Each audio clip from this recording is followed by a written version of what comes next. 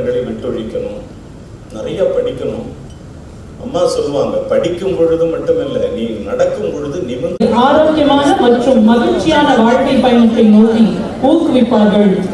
தோள் கொடுக்கும் தோள்களாக presenting the campus wellness ambassadors of 2026 from MA HRM, Shaika Meera Nasreen and Bashrati, Mitrati and Sajida Begum. சொல்லுவாங்க. But I am very much lucky. எங்க அம்மா சொன்னது போல நான் பல தேர்தல்களிலே சந்தித்து நான் திரும்பி பார்க்கும்பொழுது என் பின்னாடி ஆச்சரியப்பட வேண்டிய ஒரு நிகழ்வு.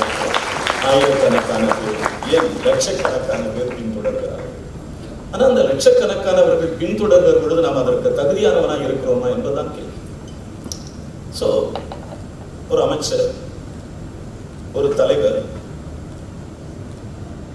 ஒரு நாட்டினுடைய ஒரு முதல்வர், நம்ம எவ்வளவு பேர் பின்பற்றுவோம் என்பதை விட இன்னைய உலகம் மாறி இருக்கு. முன்னெல்லாம் நம்ம ரேடியோவில் கேட்டு, வானொலியில கேட்டு, ஆகாஷவாணி ரேடியோவில் கேட்டு கேட்போம். அப்புறம் ஒரு காலகட்டம் வந்தது, இப்போ தொலைக்காட்சி வந்து போச்சு, சோசியல் மீடியா வந்து போச்சு. இப்போ தொலைக்காட்சி சோசியல் மீடியாலாம் வந்த பிறகு the fraction of the seconds நம்ம பற்றி, நாட்டில் நடக்கிற நடப்புகளை பற்றி the minute to minute உங்க கையில உலகம் வந்து போச்சு, நம்ம கண்ணால பார்க்கிறோம். ஆனா இந்த உலகத்துல நாம நிறைய கற்றுக்கிறோம், நிறைய படிக்கிறோம், நிறைய தெரிஞ்சுக்கிறோம். ஒரு கல்லூரியில இப்ப நடக்கிற பிரச்சனை என்னன்னா, கல்லூரிக்கு வகுப்பு எடுக்கிறதுக்கு முன்னாடி ப்ரொஃபசர்ஸ் நிறைய படிச்சு ராத்திரி பூரா தூக்கத்தை விட்டு நோட்ஸ் எடுத்து வந்து கிளாஸ் ரூமுக்கு வராங்க. ஆனா இன்னைக்கு என்ன ஆயிடுச்சுன்னா, டீச்சர் கிளாஸ் ரூமுக்கு வர்றதுக்கு முன்னாடி ஸ்டூடெண்ட்ஸ் என்ன பண்றாங்க, ஏஐ மூலமா சப்ஜெக்டை கம்ப்ளீட்டா படிச்சு புரிஞ்சு டீச்சர் மேடைக்கு எப்ப வருவாங்க, கிளாஸ் ரூம்ஸ்க்கு எப்ப வருவாங்க, அவங்கள நம்ம கேள்வி கேட்கணும் என்கிற ஆர்வம் மிகுதியான காலம். முன்னெல்லாம் டீச்சர்ஸ் வந்து தான் கிளாஸ் எடுப்பாங்க, ஸ்டூடெண்ட்ஸ் ரெடியா உட்கார்ந்துருப்பாங்க. ஆனா இன்னைக்கு உலகம் கம்ப்ளீட்டா சேஞ்ச் ஆயிடுது. அதாவது டீச்சர் கொண்டு வர்ற மெட்டீரியலை விட ஸ்டூடெண்ட்ஸ்க்கு மெட்டீரியல் நிறைய இருக்கு. பிகாஸ் இந்த உலகம் சுருங்கி நம்ம கைக்கு வந்துருச்சு. ஸோ இந்த காலகட்டத்தில் நமக்கு இருக்கிற ஒரு பெரிய மகிழ்வு என்னன்னா, எனக்கு தெரிஞ்சதெல்லாம் நான் இந்த வெல்னஸ்ல நீங்க பேசணும் சார்னே நான் கேட்டேன். நான் என்ன பேச, எனக்கு என்ன தெரியும், எனக்கு ஒண்ணுமே தெரியாது, என்ன கூப்பிட்டுருக்கீங்களே அப்படின்னு சொல்லி எனக்கு ஒரு சொல்லும் பொழுது சொன்னாங்க, இல்லை சார் ஒரு 2 minutes பேசினா போதும் நீங்க அப்படின்னு சொன்னாங்க. ஸோ நானும் கூட உங்களோட அதிக நேரத்தை எடுத்துக்கொள்ள விரும்பவில்லை. உங்களோட பேசுகிற நேரம் வெரி ஷார்ட், வெரி ஸ்வீட்டா 2 நிமிஷத்துல நான் பேசி முடிக்கிறேன். அதாவது நோய் நாடி, நோய் முதல் நாடி, அது தணிக்கும் வாய் நாடி வாய்ப்பை செயல் இருக்க குரல் இருக்கு. ஸோ இந்த குரல் என்ன சொல்லுதுன்னு சொன்னா, ஒருத்தரை பார்க்கிறோம், சில பேரை பார்க்கும்போது கேட்பாங்க, எப்படி இருக்க நீ? இருக்கேன் சார் அப்படின்னு ஒருத்தர் ஆரம்பிப்பார். ஏதோ இருக்கிறேன் சார் அப்படின்னு ஒருத்தர் ஆரம்பிப்பார். That's not a life. இன்னை உலகம் முதல்ல எப்படி இருக்க அப்படின்னு கேட்டோன்னே ரொம்ப நல்லா இருக்கேன், ஐம் ஹாப்பியா இருக்கிறேன், ஹாப்பியஸ்ட் லைஃப், ரொம்ப நல்லா இருக்கேன் அப்படின்னு சொல்லுகிற நிலைதான் positive approach. My dear young students, உங்களிடம் நான் கேட்டுக்கிறது என்னன்னு சொன்னா, பேச்சளவு கூட பெயரளவு கூட ஒரு கான்வர்சேஷன் வருகிற பொழுது முதல்ல நீங்க என்ன சொல்லணும்னா, yes I'm happy, happiest day, today is a wonderful டே, மிக அழகான நாள், மகிழ்ச்சியான நாள், நான் ரொம்ப சந்தோஷமா இருக்கிறேன் என்கிற நிலைப்பாடு தான் உங்களுக்கு முதலில் வர வேண்டும். சில ஃப்ரெண்ட்ஸ் என்ன சொல்லுவாங்க கேட்டா, என்னப்பா ரெடி ஆயிட்டியா? ஆமா ஆமா ரெடி ஆகல. Not like that. அதுவல்ல வாழ்க்கை.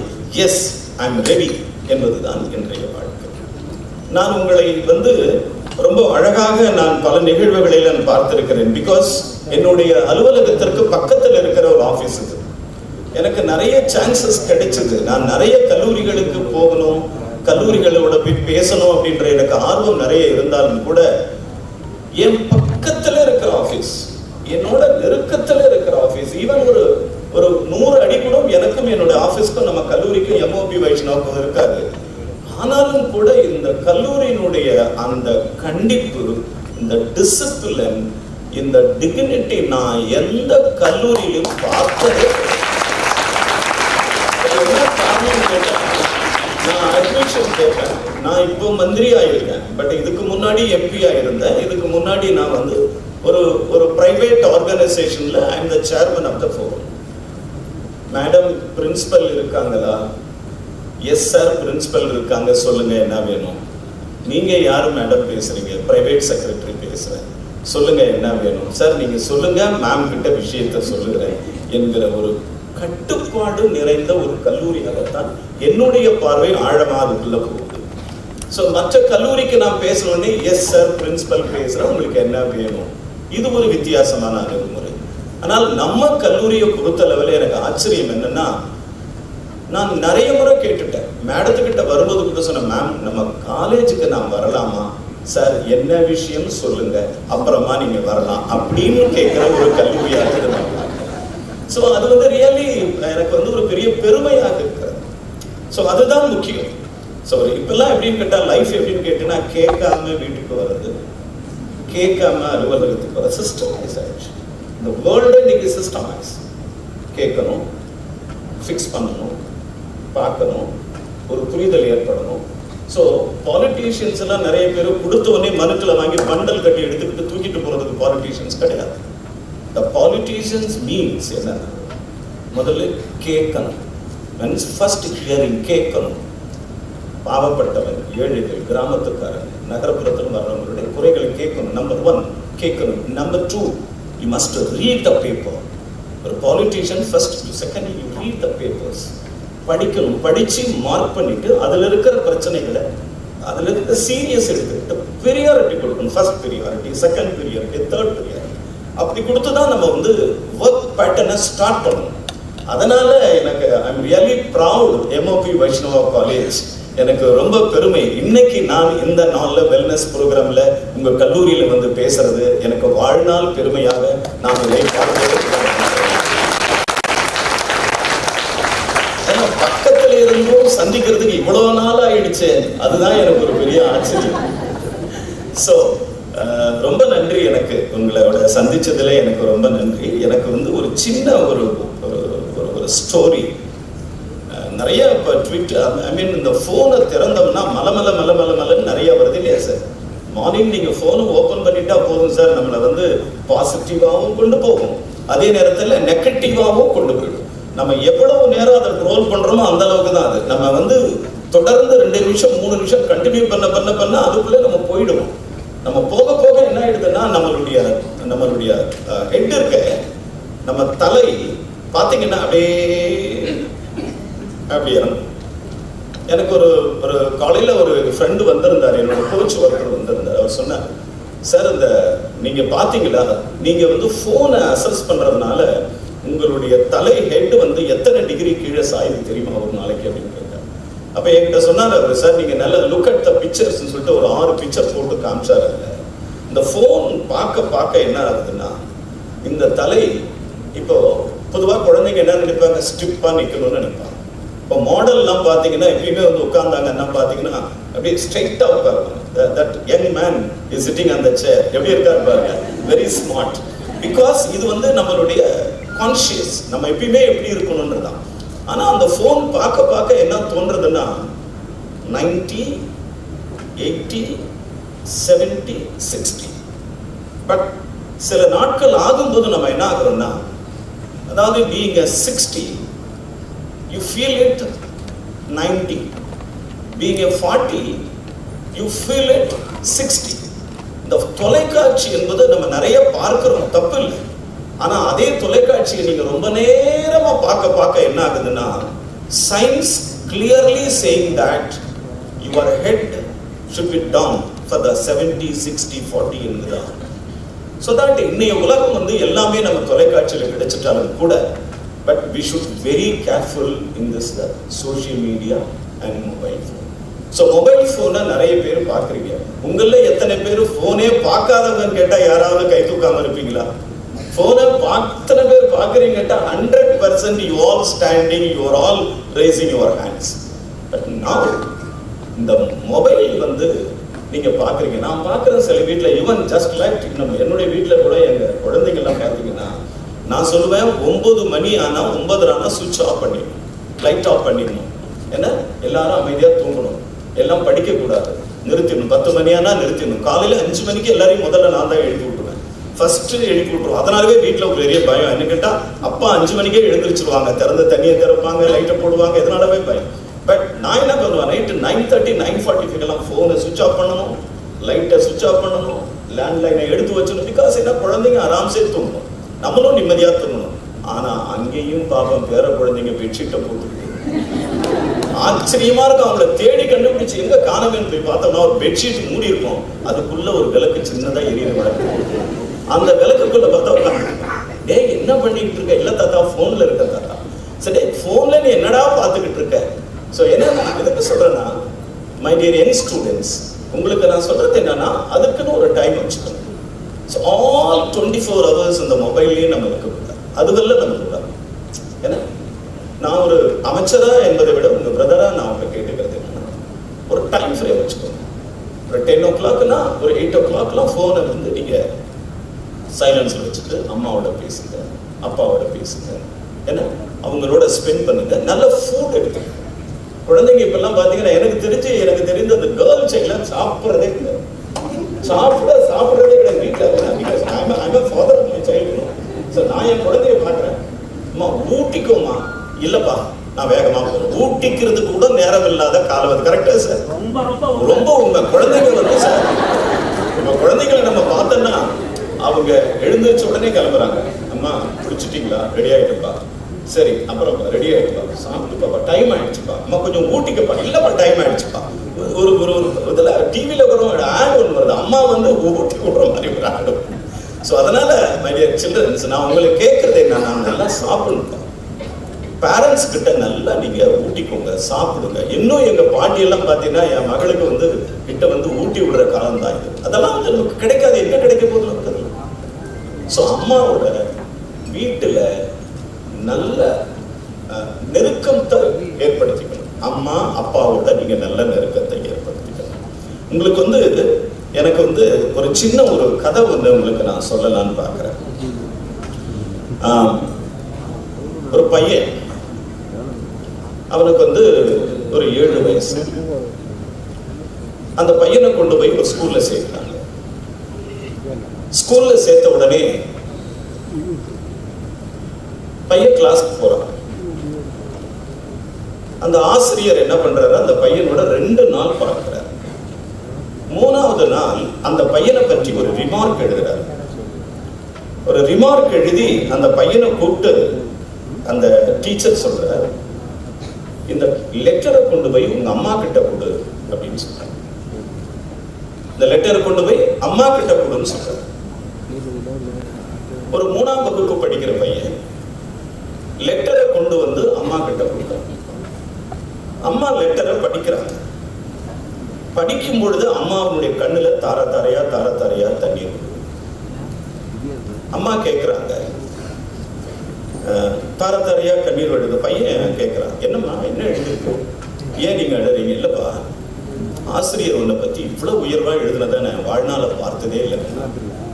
அவர் எழுதியிருக்காரு, நீ எதிர்காலத்துல பெரிய மேதையா வருவியா, எதிர்காலத்தில் நீ பேரறிஞரா வரப்போறியா, இந்த உலகமே போற்றுற அளவுக்கு உயர்ந்த மனிதனா இந்த நாட்டில் நீ வரப்போறியா அப்படின்னு எழுதியிருக்கிறாப்பா அப்படின்னு சொல்லிட்டு அம்மா கண்ணெல்லாம் தொடச்சிட்டு உடனே அந்த லெட்டரை மடிச்சு ஒரு புக்ல வச்சுட்டு அம்மா சொல்றாங்க, ஆனா நீ அதுக்காக ஒண்ணு செய்யணுமா?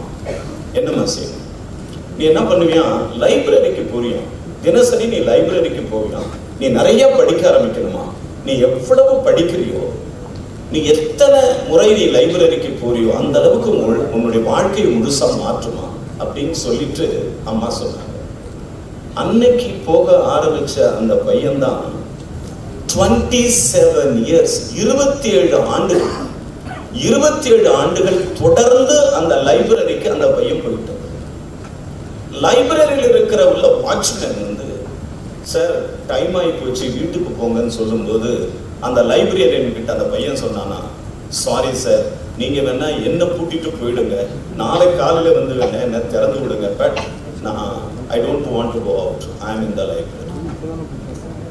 ஒரு 27 ஆண்டுகள் லைப்ரரியில் இருந்த அந்த மாணவன் தான் உலக வரலாற்றில் பிரசித்தி பெற்ற Thomas Alva Edison. Thomas Alva Edison.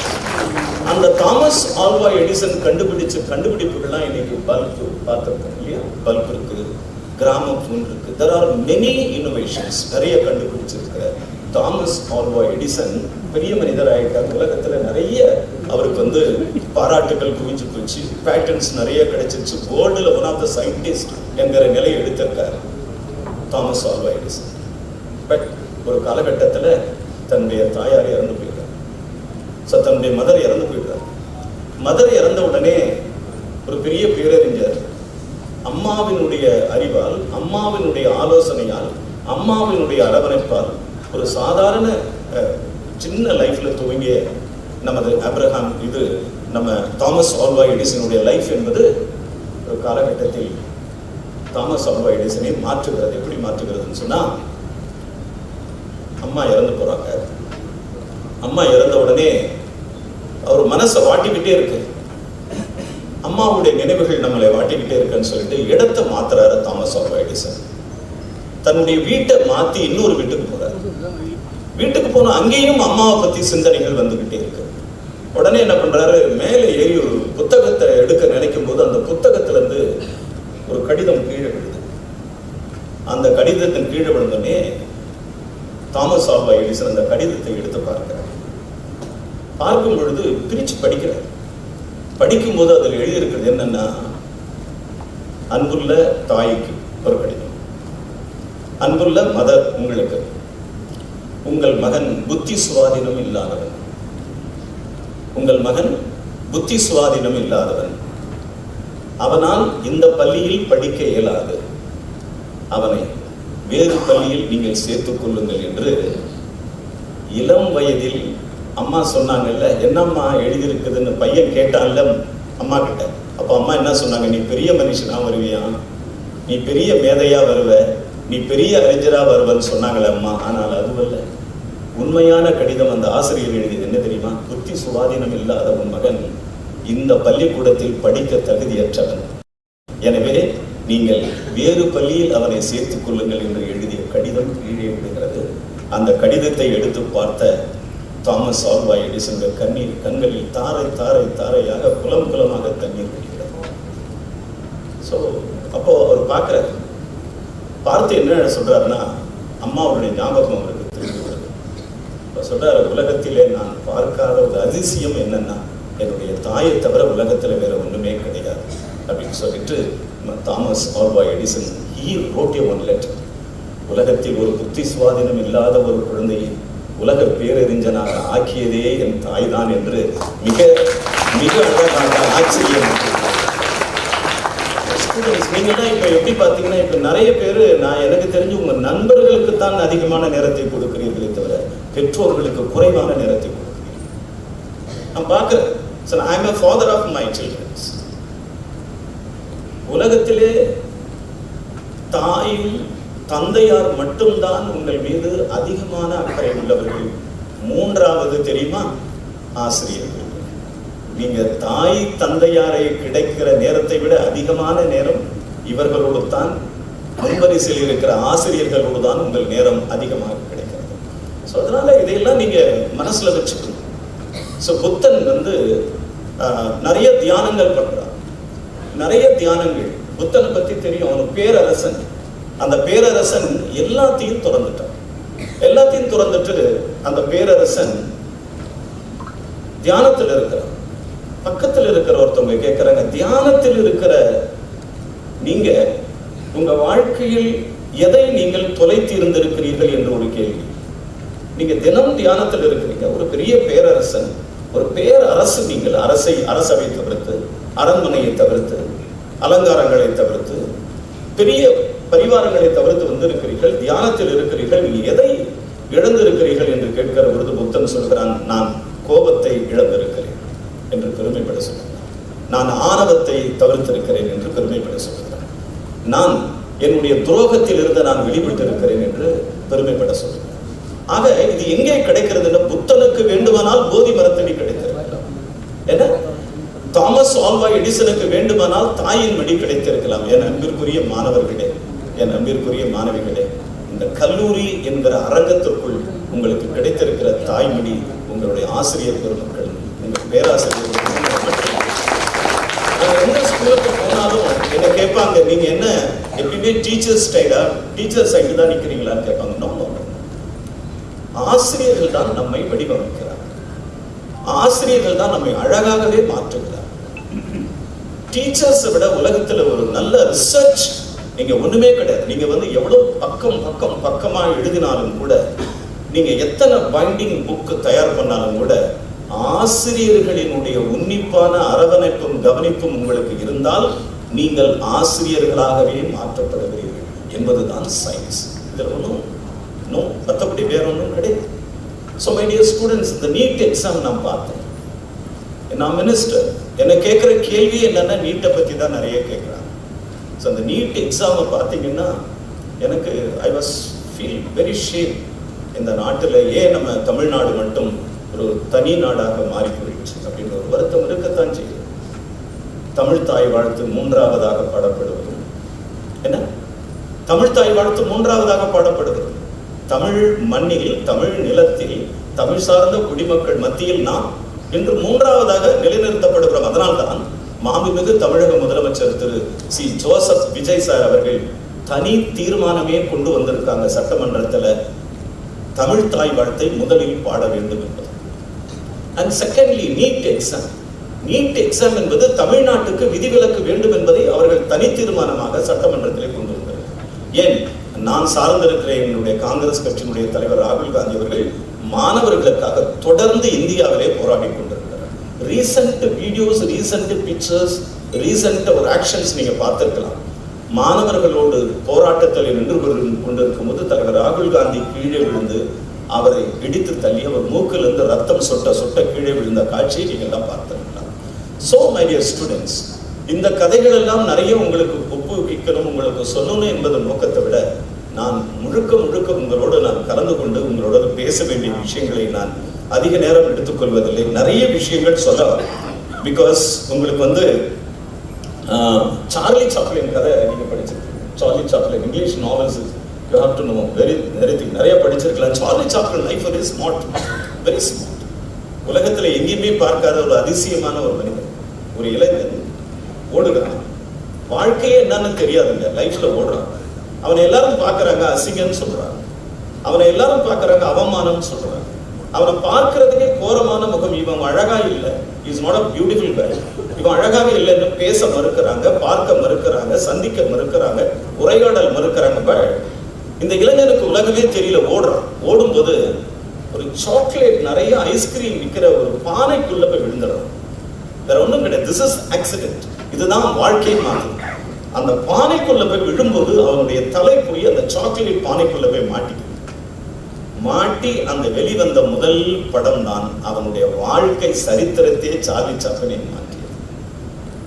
வாழ்க்கையில நாம எப்படி இருக்கோம் என்பதில் நம்ம கிட்ட என்ன த பெஸ்ட் என்பதை என்னைக்கு உணர்கிறீர்களோ அன்னைக்கு தான் உங்க லைஃபை நீங்க புரிஞ்சுக்கிறீங்க. சில பேருக்கு ஓடணும். என்னுடைய பேராசிரியர் என்ன சொன்னாங்க, நான் ஐ வாஸ் பெஸ்ட் அத்லெட். நான் கிரவுண்ட்ல ஓடுறேன். எனக்கு கிராமத்துல இருக்கிறேன். எனக்கு காலில் போடுறதுக்கு பூட் கிடையாது, ஷூ கிடையாது, ட்ராக் கிடையாது, நல்ல ஃபுட்டு கிடையாது, சாப்பிட வசதி இல்லை. ஆனாலும் நான் கிரவுண்டில் என்னோட லெக் ரொம்ப ஃபாஸ்ட் நான் ஓடிக்கிறேன்.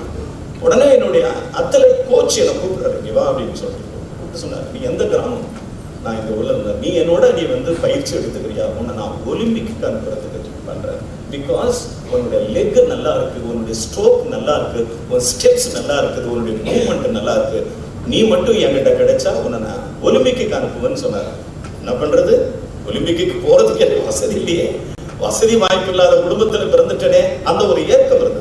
ஸோ அதனால உங்களை எந்த இடத்துல கண்டுபிடிக்கிறோம்னா, நீங்க எதுல best, where you are the best என்பதை நீங்கள் தீர்மானிக்க வேண்டும். உன்னை அறிந்தால் இந்த உலகத்தில் போராடலாம். முதல்ல ஸ்டூடெண்ட்ஸுக்கு எதுல பெஸ்ட் பாருங்க. ஒருத்தருக்கு கவிதை எழுத வரும், நிறைய பக்கமா கவிதை எழுதுற பழக்கத்தை வச்சு. ஸோ ஒருத்தருக்கு நல்ல கான்வர்சேஷன், பெஸ்ட் ஸ்பீக்கர். நாங்கெல்லாம் எங்க கிராமத்துல வந்து சின்ன வயசுல நாங்கெல்லாம் கடற்கரை ஓரத்துல நாங்க மணல் மேட்டில் நின்று பேசி பழகணும்.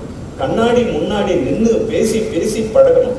அதனாலதான் என்னமோ இன்னைக்கு அரசியல்ல நாங்களும் வெளிச்சத்துக்கு வந்து உங்க முன்னாடி நிற்கிற ஒரு பெரிய பாக்கியத்தை இறைவன் எங்களுக்கு இந்த நாள்ல கொடுத்துருக்கோம். ஸோ அதனால உலகம் நம்ம முன்னாடி நிற்குது. Where you are the best, எங்கே நாம ஜெயிக்கலாம் என்பதை நீங்க கரெக்டா புரிஞ்சுக்கணும். ஸோ நிறைய படிக்கிற பழக்கம், நிறைய எழுதுற பழக்கம், நிறைய உரையாடுகிற பழக்கம் நிறைய வச்சுக்கோங்க. Maximum better to avoid long hours. Cellphone is very most. நான் உங்களை கேட்கறது என்னன்னா, செல்போன்ஸ் எல்லாமே இருக்கு, இல்லாதது கிடையாது. நிறைய மெட்டீரியல்ஸ் கிடைக்குது, நிறைய இன்ஃபர்மேஷன் கிடைக்குது. பட் சேம் டைம் நீங்க அந்த ஒலியோட, பிகாஸ் செல்போனுடைய திரையில கிடைக்கிற ஒலியோட உங்க முகத்துல படுற அந்த ஒலி இருக்கிற உங்கள் கருவிழிகளை அது என்ன பண்ணணும்னா அது பிளாக் டயர்ட் ஆகிடும். தண்ணீர் பஞ்சம் ஏற்பட்டுரும். அந்த விழிய ஓரங்களில் தண்ணீர் பஞ்சம் ஏற்பட்டுரும். தண்ணீர் பஞ்சம் ஏற்பட்டு உங்க கண்ணு படக் அடிக்கும். நீங்களே ஆச்சரியப்படுவீங்க.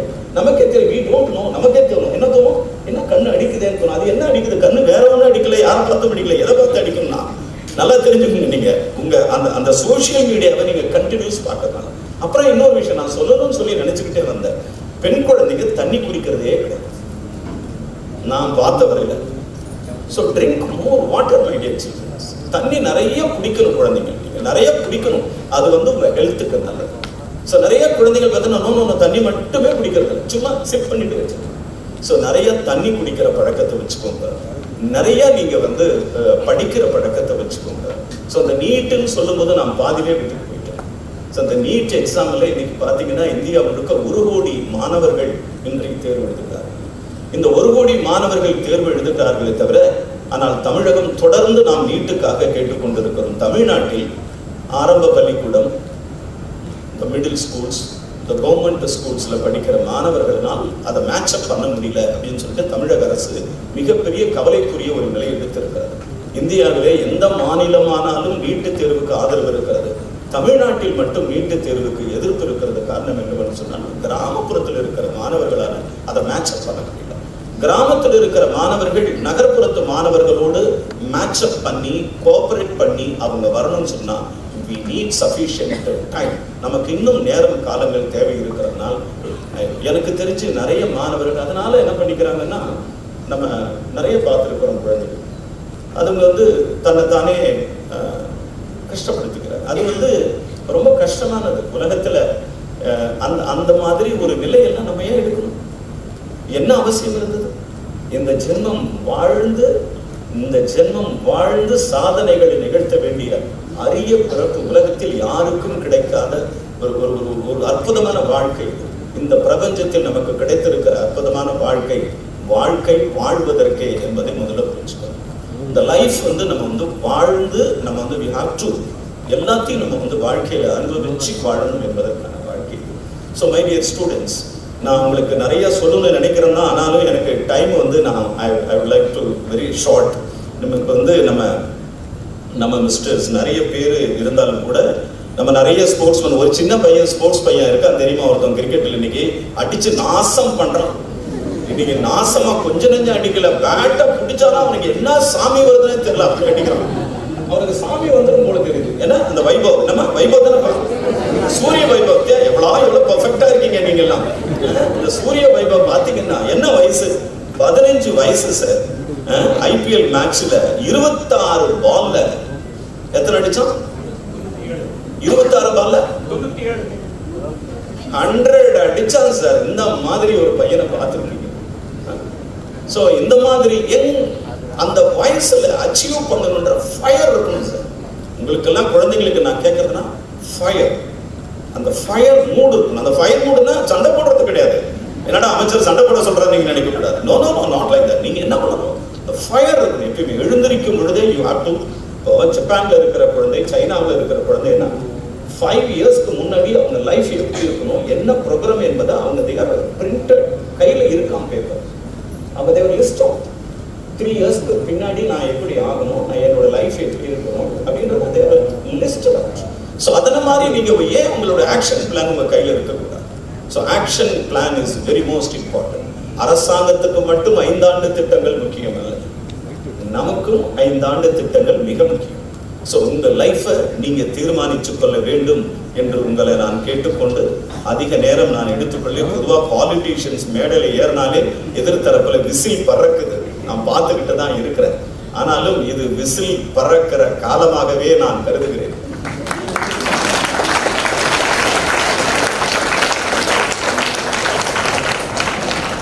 மாண்புமிகு முதலமைச்சர் அவர்கள் சட்டமன்றத்திலேயே புதிய தீர்மானங்களை நிறைய அறிவிக்க இருக்காங்க. அதுல ஏறத்தாழ ஒரு 2000 கோடி ரூபாய்க்கான மாணவர்களுக்கு ஃப்ரீ லேப்டாப் வழங்குகிற திட்டம் ஒன்று தயாராக இருக்கிறது. அது நம்மளுடைய கொள்கை குறிப்பில் வந்திருக்கிறது. அதே போன்று ஒரு 200 ஒருங்கிணைந்த விடுதி வளாகங்கள் கட்ட இருக்கிறோம். உயர்கல்வித்துறையின் சார்பாக 3200 கோடி ரூபாய். ஏன்னா நிறைய ஸ்டூடெண்ட்ஸ் மேம் எங்கிருந்து வராங்க பார்த்தீங்களா? கன்னியாகுமரி, தூத்துக்குடி, விருதுநகர், ராமநாதபுரம், சேலம், திண்டுக்கல், தர்மபுரி, அங்கிருந்து வர ஸ்டூடெண்ட்ஸ்லாம் ரொம்ப கஷ்டப்படுறாங்க. அதோட மட்டும் இல்லை, அந்த ஸ்டூடெண்ட்ஸ்க்கு நாட் குட் ஃபெசிலிட்டிஸ் ஹாஸ்டல்ஸில் கிடையாது. அந்த ஹாஸ்டல்ஸ்னா இன்னைக்கு இருக்கிற உலகத்தில் ஏர் கண்டிஷன் ஹாஸ்டல் வேணும், குட் கிச்சன் இருக்கணும், குட் லெபார்டரி இருக்கணும், குட் பெட்ஸ் இருக்கணும், குட் டாய்லெட்ஸ் இருக்கணும், குட் கேன்டீன் இருக்கணும். ஆக இது எல்லாத்தையும் விட த பெஸ்ட் யுனைடெட் ஹாஸ்டல்ஸ் உங்களுக்காக சிஎம் ரெடி பண்ணியிருக்காங்க. அதெல்லாம் விரைவில் CM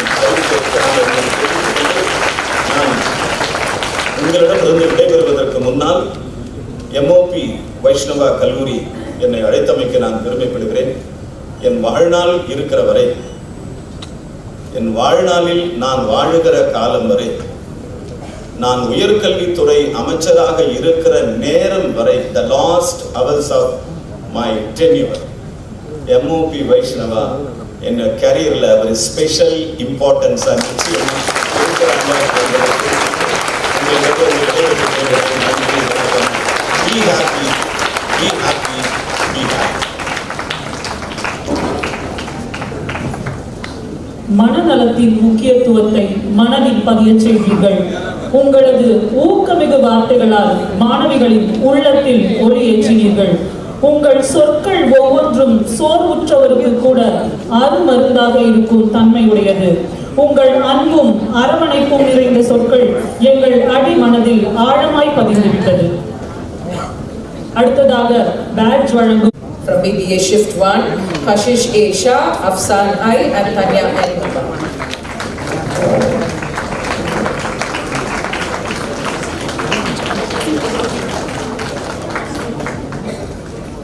BBA Shift 1, Kashish A. Shah, Afsan I, and Tanya N.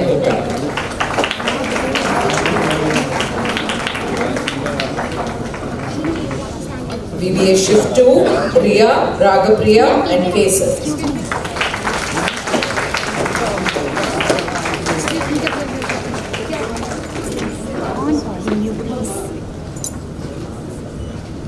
Priyadarshini S and Nityashri from MCOM. Program MOP Vaishnava காலேஜில் ஒரு இனிஷியேட்டிவ் எடுத்திருக்காங்க. First initiative. I am really proud. எனக்கு ரொம்ப பெருமையாக இருக்குது. ஏன்னா பிகாஸ் இது எல்லா கல்லூரிகளிலும் இது தொடங்கப்பட வேண்டிய ஒரு நிகழ்வாகவே நான் பார்க்கிறேன். ஏன்னா பிகாஸ் இன்றைக்கி இருக்கிற இந்த மாடர்ன் வேர்ல்டு, இன்றைக்கி இருக்கிற அந்த சோஷியல் மீடியா ஹைப்பாக இருக்கிற இந்த வேர்ல்டில் ஸ்டூடெண்ட்ஸுங்களுக்கு இந்த மாதிரி ஒரு அவேர்னஸ் ப்ரோக்ராம் நடத்துறது என்பதும், ஸ்டூடெண்ட்ஸை செலக்ட் பண்ணி அவங்கள ஸ்டூடெண்ட்ஸோட அம்பாசடர் அப்படின்னு சொல்லிட்டு ஒரு பொறுப்பை கொடுத்து அதன் மூலமாக ஸ்டூடெண்ட்ஸ் ஒரு கான்வர்சேஷனை நம்ம கொண்டு போகிறோம். இதன் மூலமாக மாணவர்கள் ஸ்ட்ரெஸ்ஸில் இருக்கிற மாணவர்களோ, தேர்தல் பயம், தேர்வு எக்ஸாமினேஷன் டைமில் குழந்தைகள் இருக்கிற அந்த மன அழுத்தங்கள், பேரண்ட்ஸுக்கிட்ட இருந்து ஸ்டூடெண்ட்ஸ் வீட்டுக்குலேருந்து ஸ்கூலுக்கு வருகிற பொழுது கிடைக்கிற இன்ஃபர்மேஷன்ஸ், ஸோ அவங்க நண்பர்கள்ட்ட கிடைக்கிற இன்ஃபர்மேஷன், இது எல்லாத்தையும் கலந்துரையாடல் பண்ணி இந்த கவுன்சிலர்ஸ் வந்து ஒரு 10 minutes 5 minutes அவங்களோட ஒரு கான்வர்சேஷன் ஸ்டார்ட் பண்ணி அவங்க கிட்ட இருக்கிற அந்த ஸ்ட்ரெஸ், அவங்க கிட்ட இருக்கிற அந்த மன அழுத்தத்தை நீக்கி அவங்க they are come to in the normal folder. அவங்க ஸ்கூலுக்கு கல்லூரிக்கு வந்து தேர்வு எழுதி அந்த மன அழுத்தம், மன அச்சம், மன கவலையிலிருந்து விடுபடுவதற்காக வெல்னஸ் அம்பசடர் என்கிற ஒரு ப்ரோக்ராமை கொண்டு வந்திருக்கிற எம்ஓபி வைஷ்ணவா கல்லூரிக்கு என்னுடைய நெஞ்சார்ந்த வாழ்த்துக்களை தெரிவிப்பதற்காக நான் வந்திருக்கிறேன்.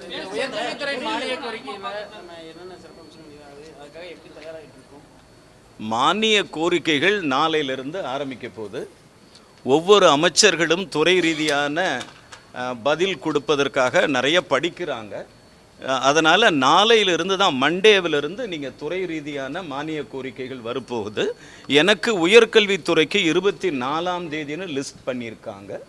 உயர்கல்வித்துறை 24th வருது. மார்னிங் வந்து ஸ்கூல் எஜுகேஷன், ஆஃப்டர்நூன் வந்து ஹையர் எஜுகேஷன் வருது சார். அதனால் நாங்கள் அமைச்சர்கள் எல்லாம் தயார்படுத்தி கொண்டு இருக்கிறோம்.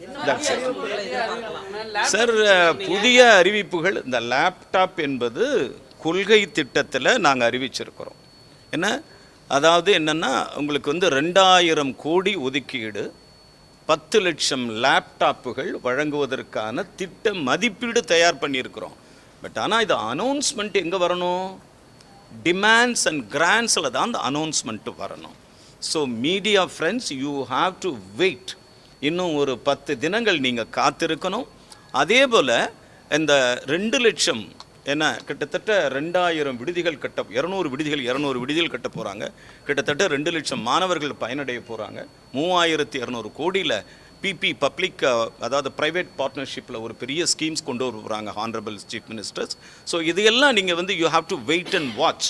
இன்னும் ஒரு 10 நாள் காத்திருந்தீங்கன்னா honourable CM will give you good news for all. Sir, கடந்த கல்வி ஆண்டில் வந்து லேப்டாப் வந்து இறுதியாக கொடுக்கப்படும் சொல்லிட்டு கொடுத்துட்டு இருந்தாங்க. அது தொடருமா இல்லை இந்த பட்ஜெட்டில்? சார், நோ, லேப்டாப் என்பது மாணவர்களுக்கு வழங்கப்படும். இதுதான் எங்களுடைய கொள்கை முடிவு. மாணவர்களுக்கு லேப்டாப் இல்லைன்னு நாங்கள் சொல்லலையே, கொடுக்கத்தான் போகிறோம். ஆனால் கடந்த ஆண்டுக்கும் இந்த ஆண்டுக்கும் அந்த கொள்முதலில் வித்தியாசப்படுது. என்னென்னா, ரேட்டு வந்து 25ல் இருந்த ரேட்டு இன்னைக்கு மார்க்கெட்டில் ரேட் அதிகமாக இருக்குது. அதே மாதிரி இந்த கான்ஃபிகேஷன்ஸ், அதாவது முன்ன இருந்ததை விட இப்போ அட்வான்ஸ் பண்ண போகிறோம் நாங்கள். இது 2. 3வது கொள்முதல் நிறைய கிடைக்கிறதுல கொஞ்சம் பிரச்சனைகள் இருக்குது. So we are sort out very soon in this laptop issues. எவ்வளோ காலங்கள் எடுத்துக்கலாம் சார்? அதெல்லாம் போக போக பார்க்கலாம் sir. This is primary stage. இப்போ தான் ஒரு விஷயத்தை ஆரம்பிச்சிருக்கிறோம். நீங்கள் வந்து அதுக்கு கட்டடம் கட்டி விட்டுறாதீங்க, பொறுமையாக இருக்கணும்.